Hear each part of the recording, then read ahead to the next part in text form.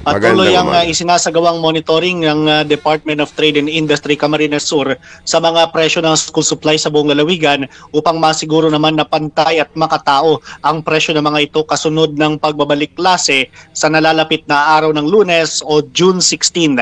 Ayon sa DTI, kinakailangan na nakabase sa price guide ng kanilang ahensya mga ipinapalabas na mga supply sa merkado.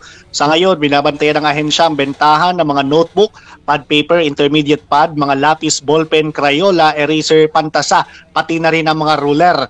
Ayon Sir Melvin at Sir Joey sa price guide ng DTI, dapat maglaro ang presyo ng notebook sa 15 pesos hanggang 52 pesos. Depende na rin sa materyales at pagkakayari ng notebook. 18 pesos naman hanggang 37 pesos para sa pad paper at 26 pesos hanggang 48 pesos para sa intermediate pad.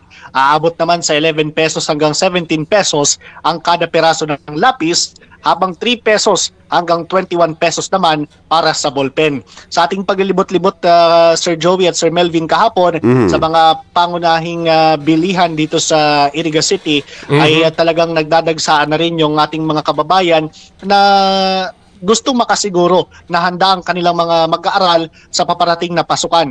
Kung kaya't ilan din sa mga pangunahing tindahan dito sa Iriga City talagang dinadagsa ng mga tao para bumili naman ng school supplies. Okay, wala bang nag-overpricing nito sa ngayon yung mga... Wala bang nagsasamantalang mga negosyante ng school supply?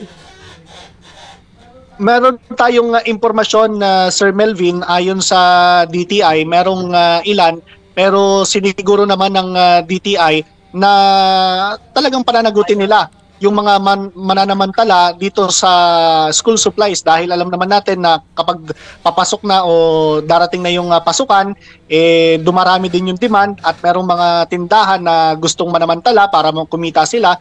Sabi ng DTI, pananagutin nila ang sinuman na lalabag at susobra doon sa itinakda lamang na price guide ng Department of Trade and Industry. I see. Okay. So sana mabantayan ito at di na mabiktima yung ating mga estudyante, yung kanilang mga magulang. Yes, Sir Melvin. At yan nga rin ang hiling ng DTI, kasabay na rin ng paalala sa mga magulang na maging mapanuri doon sa kanilang mga bibili na school supplies at siguraduhin na ito mga materyales na ligtas para sa mga bata. At yan muna ang ating report mula dito sa News Center ng 96.7 Ringkod News FM. Ito si Juan Carlos Aguirre, nagbabalita ng tapat, naglilingkod ng sapat.